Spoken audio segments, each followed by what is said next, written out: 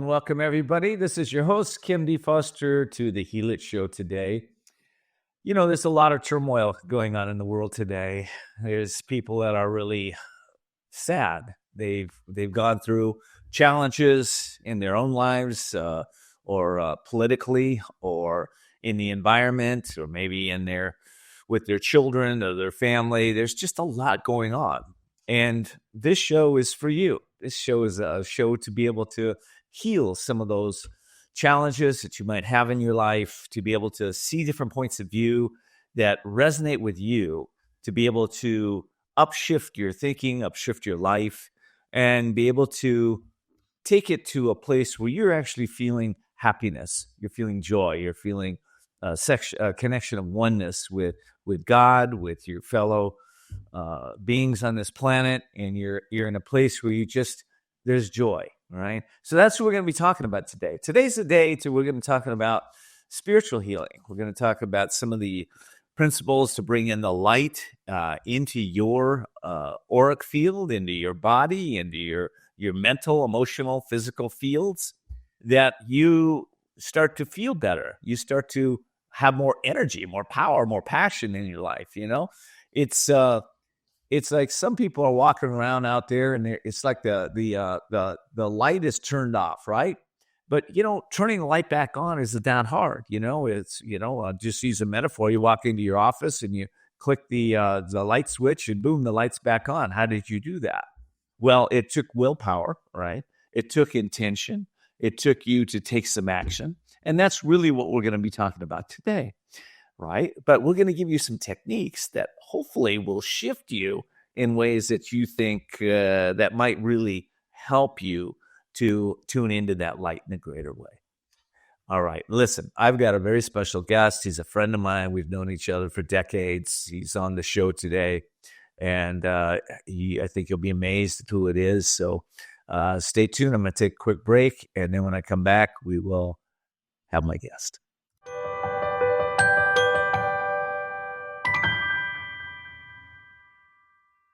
Whether because of discomfort, lack of mobility, your lifestyle, or occupation, you sit inactively way too many hours a day. Introducing Ellipse, the premium quality automatic seated exerciser that strengthens legs, increases mobility, and boosts circulation without physical strain or impact. It is so quiet that none of my coworkers even know I'm using it. Strengthen and tone your legs, increase your mobility, flexibility, and balance. Plus, stimulate healthy circulation. My joints feel better, my knees feel better, my back feels better. It makes me feel stronger too. Perfect for home therapy. Whisper quiet to use while you work. My circulation is moving, I'm burning calories, and it makes me feel energetic. Call now and order Ellipse, the seated exerciser that strengthens legs, increases mobility, and boosts circulation. Call and get upgraded to the Deluxe Bundle. Get the faster motor or 5 miles of steps per hour, the step counter, the sport mat, and wireless remote. Call now.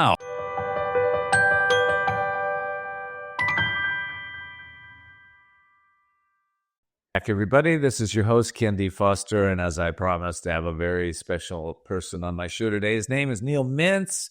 Neil, so good to have you. Welcome. Well, thank you so much, Ken. Appreciate being on your show. Looking forward. So I mentioned that Neil and I, as friends, go back, a few decades. He's a personal friend of mine. He's also a man that has been on a quest along with me, on a spiritual quest to really awaken his soul to greater levels and awaken mine. Now, currently, he's on the faculty of the Spiritual Arts Institute, which is a metaphysical school for the aura healing and spiritual growth. Neil teaches metaphysics and meditation at the Institute, where he's been immersed in ongoing study of metaphysics for the last 15 years. And he's been a divine light healer for more than 10 years. We'll find out what that is in a little bit. In pursuit of ending a lifelong battle with anxiety, he was eventually led to the power of divine light for healing. It was the use of divine light and the spiritual healing practices and principles that finally led to the relief that Neil had sought. In this results-oriented aspect of the metaphysical work that fuels his deep commitment to his own spiritual development and passion to help others that are ready for their true transformation. These are the principles we're going to be talking about today. Also, I just want to put a disclosure, because you and I talked about this ahead of time, that Neil does not met the views that Neil expresses don't necessarily express the views of the Spiritual Art Institute. Neil is a student there, and he came on because he wants to bring his points of view, his stories to you, my audience. How's that, Neil? Good. Okay. Well, okay, we kind of got into that piece where, you were at a place where you were a seeker for many years, trying to, what drove you, I guess, to God is that you had this anxiety going on, and you didn't figure out, you were looking for a way to heal that. Is that accurate? Is that where your story started with this? Correct. Well, my journey started really on a healing path where I wanted to overcome anxiety, which I had really from my earliest memory. I always felt anxiety. I felt this knot in my stomach. It was ongoing. It was constant. I actually thought that's kind of just maybe how a stomach feels, right? But I knew it was uncomfortable. I knew I wasn't happy. And as I got older, I started really questioning and saying, no, this is not normal. Other people aren't feeling this, right? But at that stage, I didn't have religion in my life. I didn't have spirituality in my life. So I thought my anxiety was just over the fact that there was uncertainty in the world and uncertainty in my life, right? And that, I guess I became a material quest, so to speak, right? Because I thought, okay, happiness is rooted in, at that stage, I had financial insecurity. I didn't have a family. I didn't have a girlfriend, right? So I had kind of a bucket list of all the things that I thought would make me happy. And, and that included, of course, financial independence, a home, a wonderful wife, wonderful kids, all the rest. And, of course, I pursued it, and I was very successful in all those areas. And then in my early to mid 40s, I did reach the place where I looked at my list and I said, wow, I got all these things. How blessed I am. Except I didn't feel any more happy. And in fact, I call it like the saddest day of my life was the day I reached all my goals, right? Because until that point, it's like, okay, well, maybe I just need more money or more this or more that. But then once I had it, it's like, what do I do now? I don't want to live, my life this way. So I would say that was the very beginning part of my quest to explore other opportunities. And I won't go through a whole long list of all the things I did, but it involved a lot of, meditation and looking at different spiritual practices. And little by little, I started to feel like, especially meditation, just, I don't even know how to describe it. Peace, joy, right? And I realized, and didn't feel the anxiety. And really what I realized is I was just feeling normal. I was kind of just like what people feel when they don't have anxiety. But it was such a contrast. So in any case, that eventually led me to metaphysics and to spiritual arts, where the much deeper work began, not only on self-healing, but also as a healer myself. Well, I did some research just last week on what the psychologists call baseline stress. Baseline stress is unconscious stress that we feel, or a nervousness, just this underlying that something's off. What you explained it, that anxiety, right? And they say that over half the population right now in the United States is feeling this baseline stress. And unfortunately, people don't know what to do with it. The doctors don't know how to diagnose it. You can go to therapy for many, many years. And the truth is, you may or may not be able to release that baseline stress. I feel in my heart of hearts that, we know it can be mental, emotional, physically, and spiritual. We know that stress can be that. But a large part of people there that can heal this is through a spiritual path like you did. That's my bias. And so, how do we get to health consciousness? Like you found Spiritual Arts Institute. We could talk a little bit about that. But, how do we define health consciousness, I guess, and then how do we get to it? Yeah, great question, Ken. And you mentioned health consciousness, and that's exactly actually how we call it. It's a consciousness. We look at consciousness as it's a vibration, it's a state of mind, but it's even more than that. It's what we embody. So there's consciousness of love, there's consciousness of courage, there's consciousness of peace, right? But there's also a health consciousness, and it starts within. Just to give you kind of a tagline or whatever, the first book that Barbara Martin and Dimitri Moretis, the founders of Spiritual Arts Institute, that they wrote, it was a spiritual bestseller, is change your aura, change your life, right? And really that's a spiritual law. If you change it first in consciousness, in your aura, it will manifest in your life. So we put a lot of focus on how do we change our consciousness of health. And in particular, when we look at health, we look at it as not only our divine right to be healthy, but we don't look at disease in the same way as, let's say, a lot of medical professionals, right? We look at ourselves as inherently healthy, inherently well-being. Yes, we could have an experience where we might be experiencing some, stress and experiencing disease, right? But that's how we have to look at it. Because if you look at it from that perspective, then you could say anything can be healed, because in consciousness, it is kind of our baseline, so to speak, in terms of where we're at.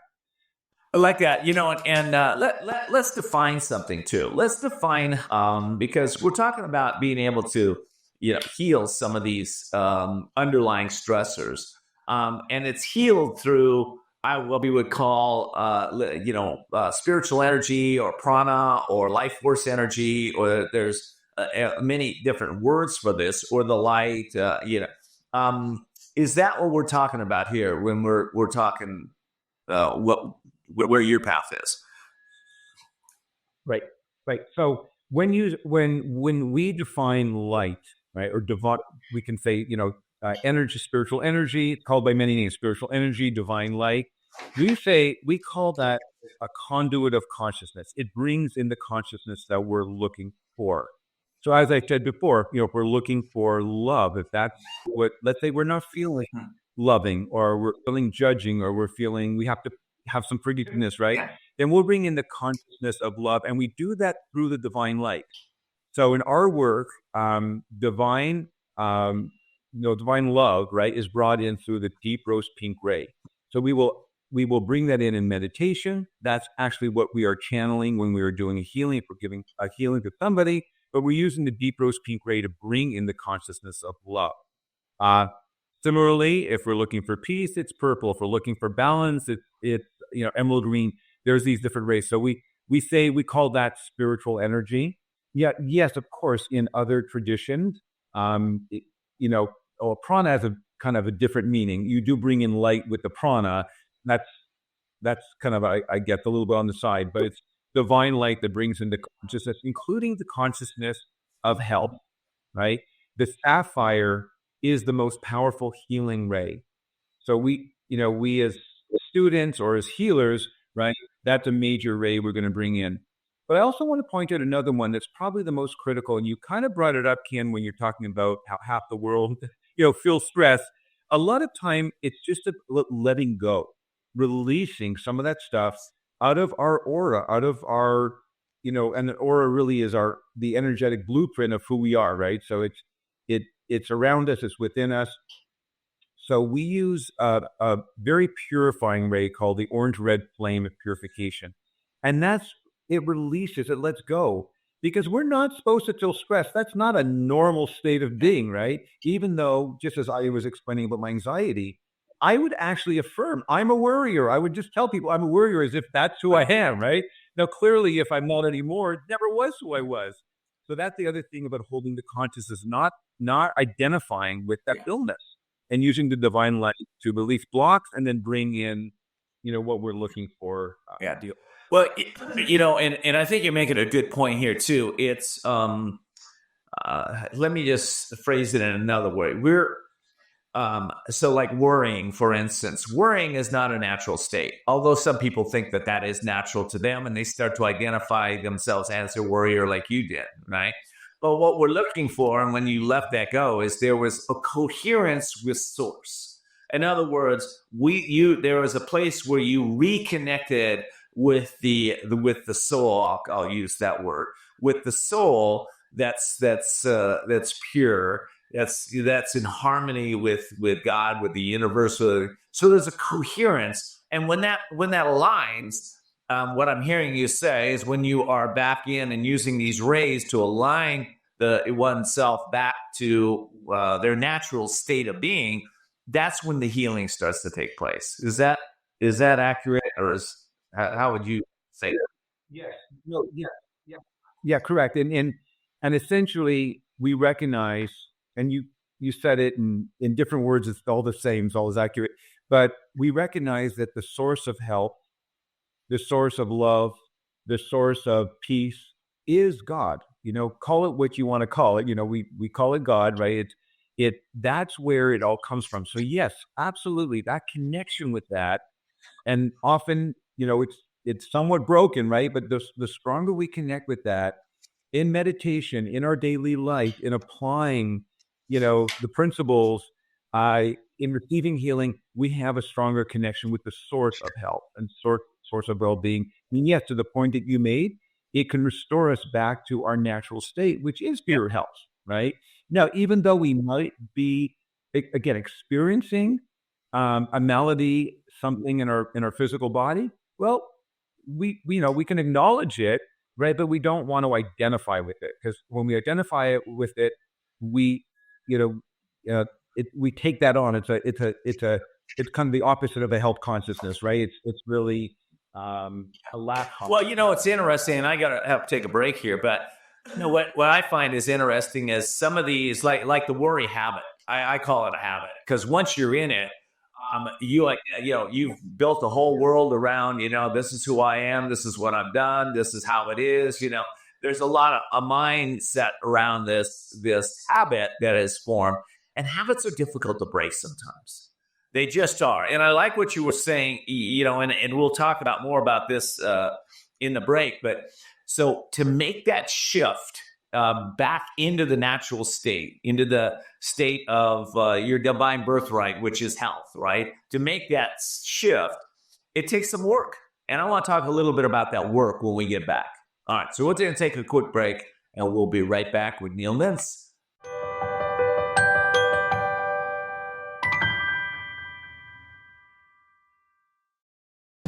Imagine this is your money and someone wants to take it from you. Who is it? The IRS. Guess what? They want your money and they can take it, all of it if they want.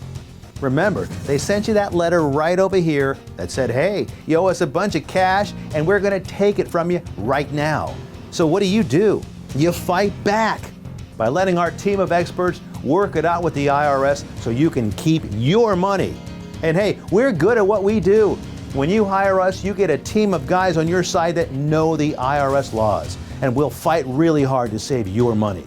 So, if you owe the IRS a ton of cash and you want to keep it, call right now and learn for free how we can help you put it back in your pocket. 5 minutes of your time right now can save you thousands of dollars. And the best part, it's a free call, so please call right now.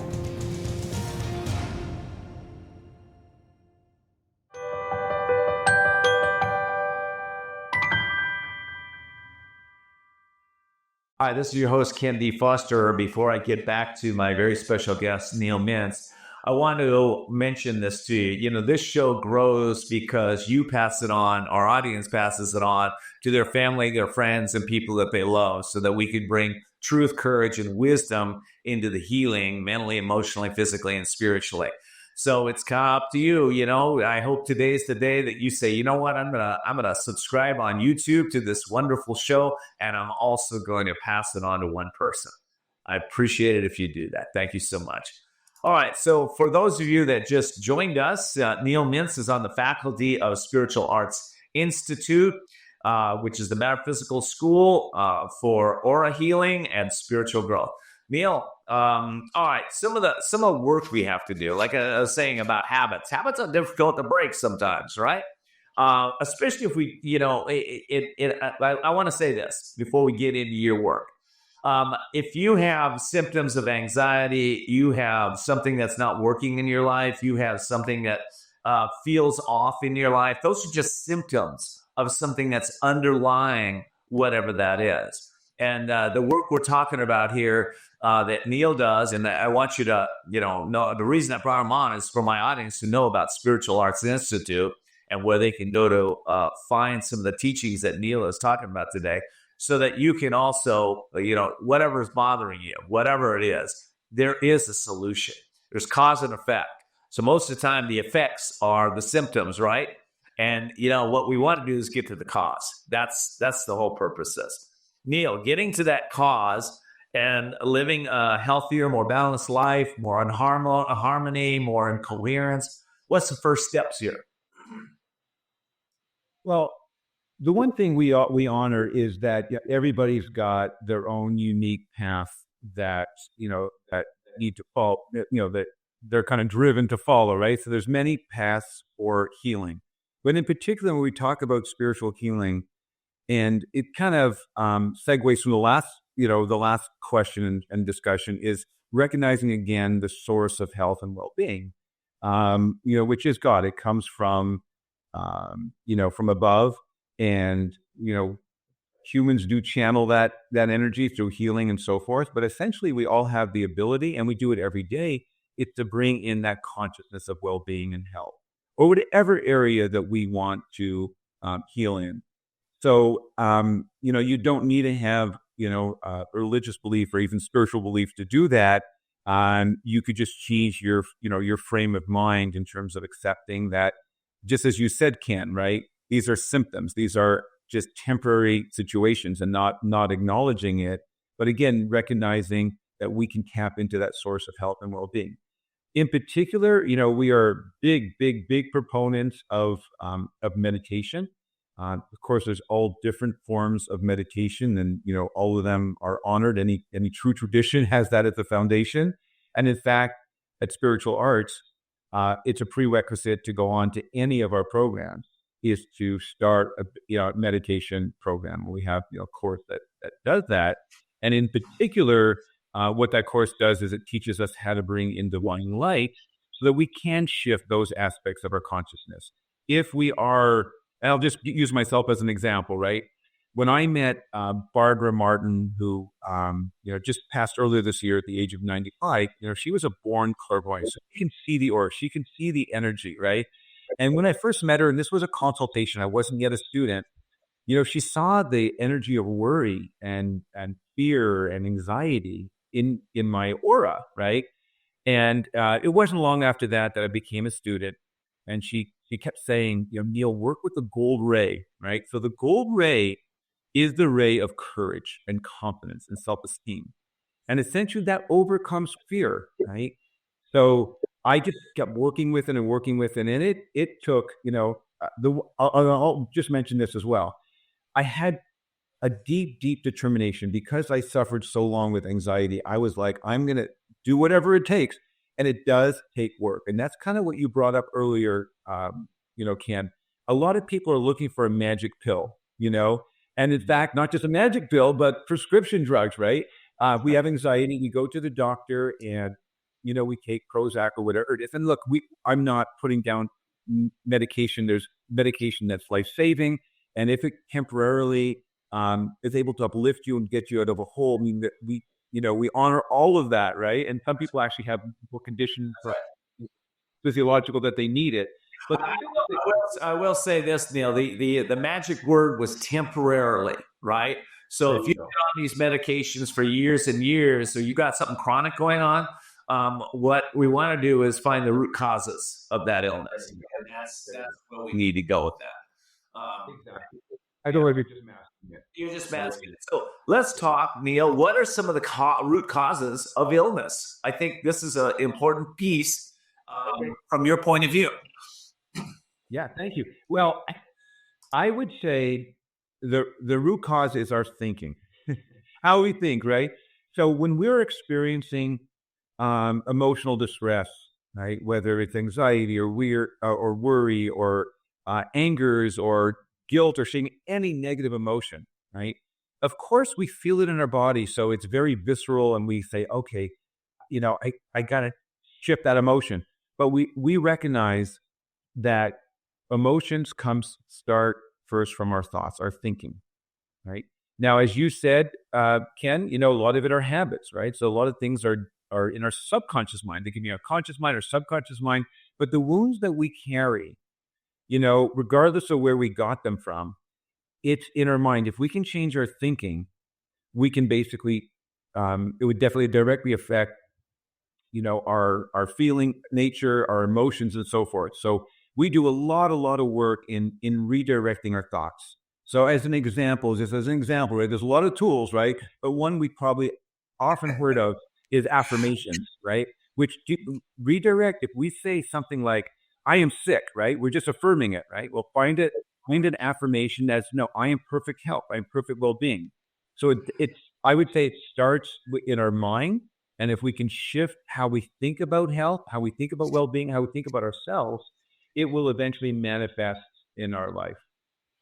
100%. So mind is over our emotions, emotions over actions, actions over our results over our destiny. It's starting at the level of mind. And there is other causes. I'm just going to read a few because you gave me the insights here, what I love. Misalignment with our physical and spiritual laws that cause us to experience disharmony physically, abusing our bodies, our belief that we can't, we don't deserve something, or we can't do something, or this will never change. Those kind of beliefs, like Neil was talking about the mind, and then of course, fear. So, I love what you said around fear. We use the opposite, which is the golden light that brings in the courage, the power, the willpower to overcome these fearful things. So I think there's some pieces there that I wanted to mention, even though they're on your notes. I wanted to mention because they're really powerful. So, here's the thing. Some people go, well, I like to be healthy, and, I've tried all this diet and that diet. I've tried this pill and that pill. I've tried going to the gym and not going to the gym. I've tried doing all kinds of things, and I'm still not healthy, and I'm just giving up, right? I think sometimes people don't realize the purpose of being healthy, right? The importance of expressing health in our life. Can you talk a little bit about that? Sure. Right. Look, we don't want to identify with our body, but, we look at our body as a vehicle. It's a vehicle of our soul. Our soul is the essence of who we are, and we have to take care of it. This God-given vehicle that we were given, which is our physical body, because we call it expression. That how we're here in physical life, we're expressing it through our body. So we have to honor it. We have to take care of it. And yes, often we are abusing it. We're abusing it with what we consume, whether it's consuming, whether it's nutritionally, or whether it's what we're consuming, through our entertainment, right? Through our bad habits, right? This will all have a direct impact and effect on our physical body. So I think it starts with first recognizing and honoring our body, and having the, mention will, right? It does take a strong willpower, because if we have habits that we recognize, and by the way, that's the first step, right? Is to recognize it, right? You're way ahead of the average person if you're just aware of, oh my goodness, doing, this habit, indulging in, whatever it is, and, too much sugar, or, not doing any kind of exercise, or consuming this type of media. It brings me now. Awareness is the very, very first step to know that it's affecting you. And again, most of the people aren't even aware of what they're doing that's affecting their health. And then, of course, the next step after awareness, right, is having the determination, having the willpower, having the strength to say, I want to change it. And sometimes people, and this is totally fine, sometimes people have to hit kind of their own rock bottom, right, until they're motivated and say, I need to change it. As I said, for me, my rock bottom is living a life of anxiety, where I said, I don't want to live this way anymore. For other people, it could be, at a much lower level, right? So some people have a higher tolerance for pain, so they really have to hit that rock bottom. But shows like this and so much other, the wonderful, great thing now is there's so much information out there, right? There's so much understanding of what causes our lack of well-being that we have not only the information, we also have the tools, and everybody is going to use different tools. So I would just encourage people, to first acknowledge that whatever's causing it can be changed. Every single thing, I like your words, how you said it, Ken, temporary. It's whatever the situation is, and it can all be changed. Yeah. I think there's a couple other pieces I'm just going to plus with it. When I work with my clients, Neil, one of the things that I try to get to at the very beginning is the real reason for wanting change. The real reason, what's the purpose behind the purpose behind the purpose? It's that piece so that we start to tune in. I find that a lot of people don't really know who they are at a very deep level. They've heard, well, yeah, I'm the soul, or yeah, I'm a child of God or something, but they haven't realized that in their life. And I think when we start to really tune into the big why, okay, whatever that is for you, okay, I know I have my own why, and Neil has his, but but there is a universal why also. And when we start to understand that, people are able to wake up and be motivated because now they really have a purpose for that, and purpose drives us to manifest. Because let's face it, look at how many years it took for you to overcome that. I've had my own challenges with my own habits that have taken years to overcome. It takes what it takes, but you got to start somewhere. And you know what? I think the best place to start is start acting that acting as the example of what you want in your life. I got to take a break, but let's talk about that when I come right back. We'll be right back.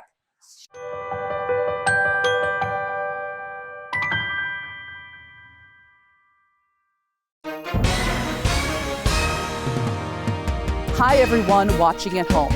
We're here to remind you that if you or someone you know were injured in an accident that was not your fault, listen up. We have live agents available right now to answer your questions and tell you how much your case is potentially worth.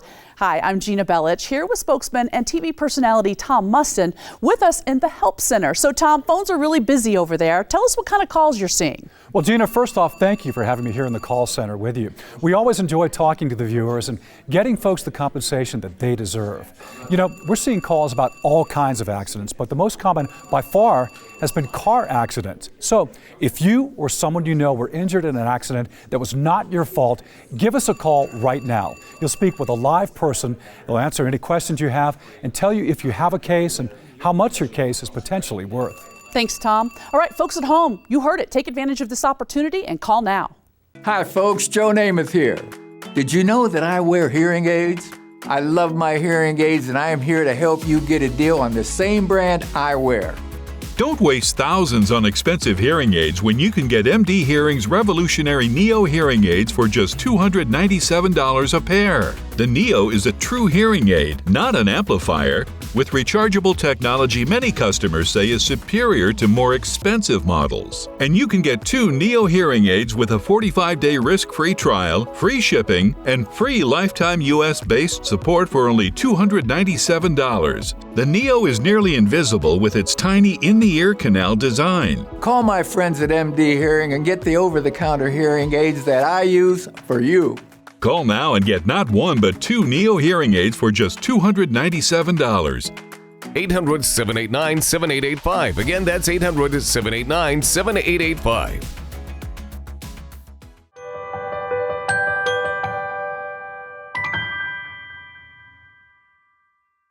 Well, welcome back, everybody. This is kendfoster, your host. I'm speaking with my guest, Neil Mintz, who is a teacher at the Spiritual Arts Institute. He's also a spiritual healer. And we're talking about some of the ways that we can start to take ourselves down that path, no matter where we are in our life. Let's talk. There's 2 questions I have. Do we need to be an example of what we want in our life? And the other thing, the question is, do we have to believe like the light rays are working in order for them to work? 2 questions back to you. Okay, great question. Well, let's start with the second question. No, you don't need to believe that the light works. The light comes to us whether we believe it or not. Now, we could talk a little bit about beliefs because we could have limiting beliefs, but the light works regardless, right? Our aura, which is our energy field, which is filled with light, doesn't lie. It showing us at this very moment that state of our being. If we're carrying worrying thoughts, it's going to show up. If we bring in a raise to release that, it's going to be released. So regardless, but what if we're a skeptic, though? What if we're a skeptic and we have like, well, it might work, it might not work. I don't know. What if that mindset versus the mindset that says, I am totally in, I have faith, I trust this is going to happen. Is there any difference of what shows up? Great question. Great question. So when we have skepticism, right? And Barbara, again, who you were earlier, I had mentioned, she was a clairvoyant since the age of 3. She passed earlier this year, but saw the aura like nobody else. He actually saw Dorothy. Let me insert, because you didn't do this earlier. Barbara was the founder of the Spiritual Arts Institute with Dimitri. How do you say Dimitri's last name? Okay, very good. All right, so go ahead. Yeah, so they're the co-founders, and all the teachings and the books and the healing techniques, that they brought through. But going back to, if you have doubts and skepticism, right? So Barbara would see almost like a gray cloud above our head when we had thoughts of doubt and skepticism.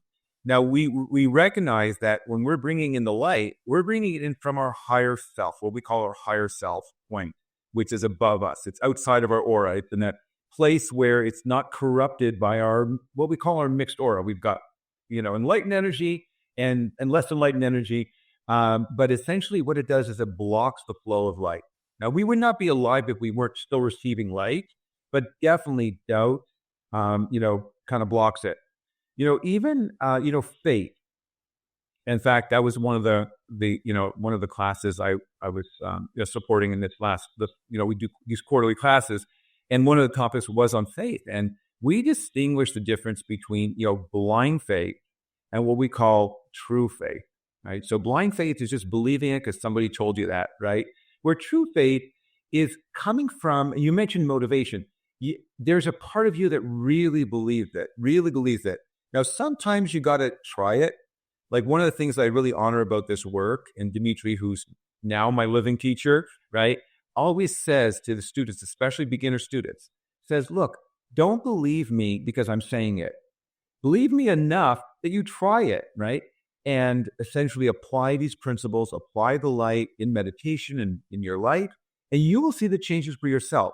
So that faith and belief it is a process. It does strengthen, but definitely when it strengthens, not only will it open up a stronger, flow, but to the point that you made, right? It's going to motivate you, right? Because if you don't believe it, you're not going to pursue it, right? And if you're overcoming, we keep using this example that I brought up, anxiety, and you have it your whole life, it's not going to take one meditation or one healing. It's going to take a very persistent, devoted effort, and you're not going to be devoted unless you have that motivation to do so.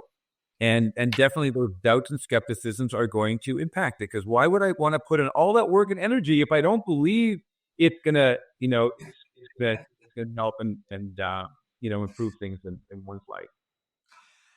Well, it's interesting because I think when we start to shift that mindset, and we start to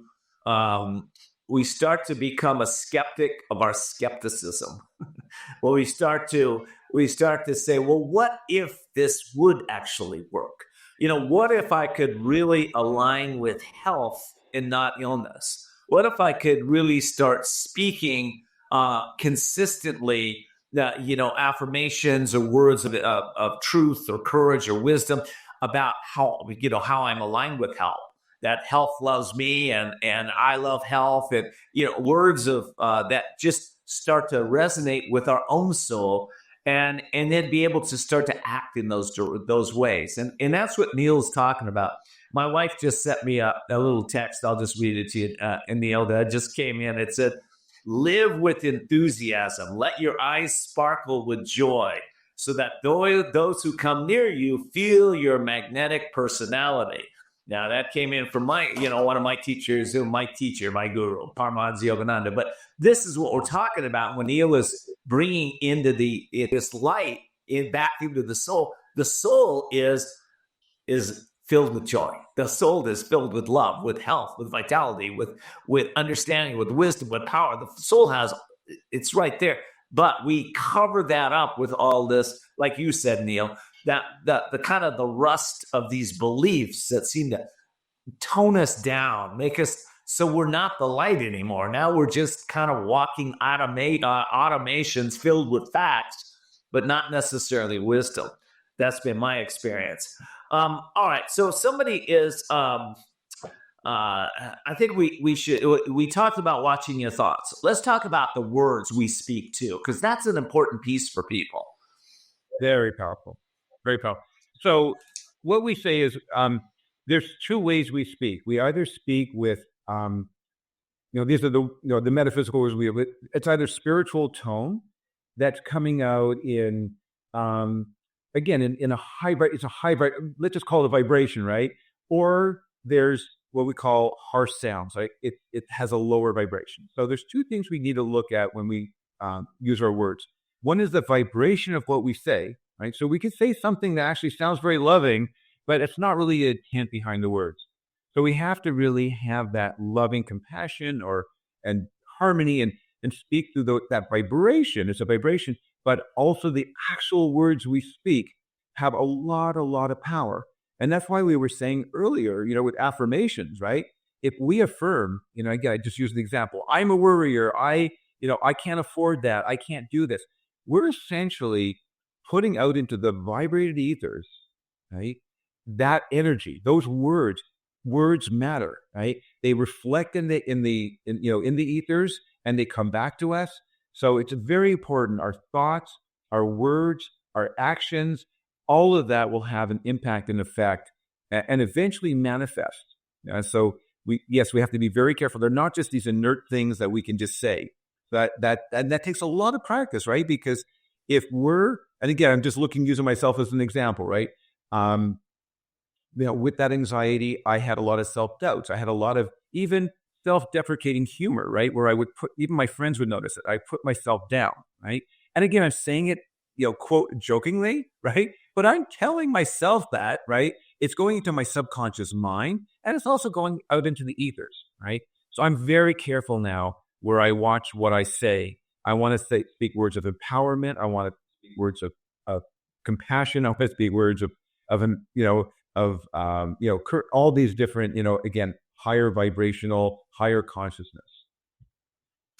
I love that a lot. All right. So, and by the way, if somebody wants to get a hold of the Spiritual Arts Institute and Neil Mintz, how would you suggest they do that? Well, they can go. The website has a lot of information if you're looking at understanding more about what is metaphysics, our programs. If you are interested in learning to meditate, it's spiritualarts.org. Spiritualarts.org. We're a nonprofit, so remember it's the org, not com, but spiritualarts.org, and you can get all the information there. If you do want to reach me in particular, it's Neil, Neil, at spiritualarts.org. I love connecting with people for whatever reason, so do feel free to reach out if you'd like. Okay, that's great. And we're scrolling that across the screen for the viewing audience, listening audience. Again, one more time, spiritualarts.org or Neil at spiritualarts.org. That makes it very easy. All right. So, Neil, we're almost out of time here. We got a few more minutes, though. If somebody is they're new on the path and they're really sincere, they're sick and tired of being sick and tired. They're sick and tired of feeling anxiety. They're sick and tired of worrying. They're sick and tired of having health issues. And this isn't a be all cure all, but this is definitely a step in the right direction. What's their first steps? Well, I want to go back to the motivation, right? Is it's one thing to say, okay, I like how you said, I'm sick and tired of being sick and, sick and tired. But really look at your life. Look at, again, it's back to motivation. Look at why you want to change it. Look at the why, right? And I appreciate you just mentioned it. We didn't really talk about it, Ken. You talk about purpose, right? We all have a purpose in life. We're not just here to live our life and die, right? We all have a way, whether we're a parent and we're meant to bring up our kids, or we're meant in our career to do it, but in some way we're meant to leave the earth a better way. So I'd say the first step is really look at your life and say, am I doing everything that I can? Am I really fulfilling my own personal destiny in terms of what I'm meant to do, and also my spiritual growth? But am I serving the world, right? And if you're, again, keep using the anxiety or lack of self-esteem, then you're just firing on part of the cylinders. You need to be all of who you are, right? So I'd say the first step is to really make a list of what you want to achieve in your life in terms of, and get that real excitement and enthusiasm. Because once you have it, it will motivate you. And as I said, I think at the beginning of the program, right? We honor that everybody has a different path. Some people are on a religious path, and it's, they want to find God through religion. That's wonderful. That's beautiful, right? Other people are on a spiritual path, like I am, right? And they want to pursue that. But I would say the next step, again, only because I'm speaking from my work, is meditation. Any form of meditation, quieting your mind. And even if it's contemplation, right? But any form of meditation will just quiet that noise, right? Because we have lots of influences from our family, from our friends, from media, from, you want to quiet that out so you can really tune into source. So I would say seek out any true form of meditation to really do that, because then you will know the answers, right? I know a lot of people look for answers outside, but we're really big proponents on the fact that we know it within, but we need to tune in to be able to know that. That's words well spoken, my friend. Neil, hey, I've just really enjoyed this time with you today. And, I always have enjoyed my time with you. And, it's the first time I think we've done the show together. And I just want to thank you for being here and connecting with me and sharing your wisdom with my audience. Thank you so much. Yeah. Well, thank you, Ken. I appreciate the opportunity. It's been a lot of fun. Yeah, it's been great. Well, we're a little out of time, so I got to go. Take care, Neil. And I want to thank all of you for tuning in to the Healit Show. This show is for you. It's for you to see different points of views, understand different points of views, understand that we have infinite potential to heal our bodies and our minds and our souls and our spirits. We have infinite potential to do that. As Neil said, tune within so you don't go without. If you're feeling hopeless, go find some help, right? And you'll start feeling more hopeful and start to tune into your own potentiality to heal whatever it is. Nothing needs to stay the same unless you declare it so. So get on the journey and let your friends know about our show. Until next time, thank you so much.